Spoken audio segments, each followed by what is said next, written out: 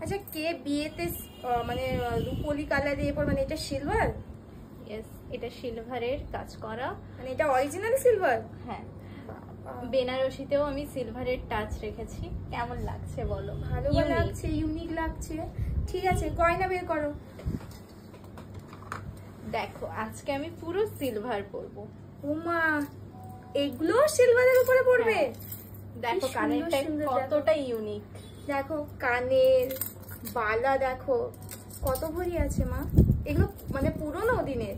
হ্যাঁ, সব থেকে বড় কথা, এগুলো সাবেকি টাইপ অফ জুয়েলারি গুলো। কত বছরের পুরনো এগুলো? এটা অনেক বছরের, মানে আমাদের পূর্বপুরুষ ধরে চলে আসছে এটা।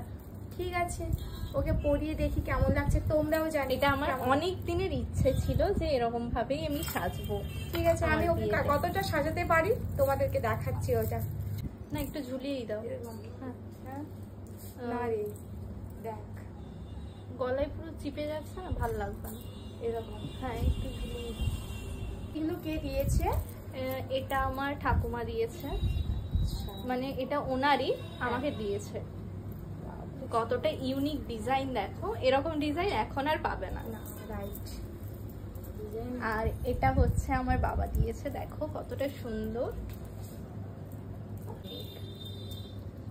আর একটু ঝোলা এটাকে। হ্যাঁ, আমি একটু ডিফারেন্ট কিছুই পড়তে চেয়েছিলাম। ভালো লাগছে। কানেরটাও কত সুন্দর, ইউনিক। সত্যি তোমার গয়নাগুলো কিন্তু খুব ইউনিক।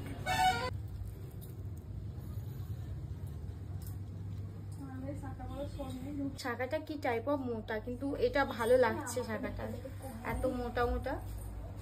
এবার আসছে দুটো ইউনিক জিনিস, দেখো কত সুন্দর ডিজাইনটা, দেখো ডিজাইনটা দারুণ। এগুলো সব পুরোনো দিনের।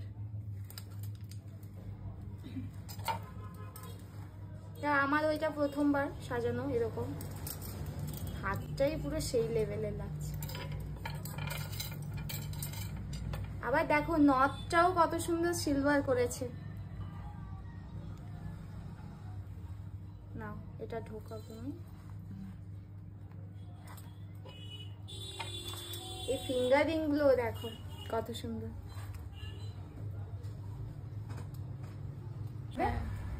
এখানে দিলে আমার মনে হয় বেস্ট লাগবে, আর এই জায়গাটায় মুকুট দিয়ে, ঠিক আছে? এটাই ভালো লাগবে।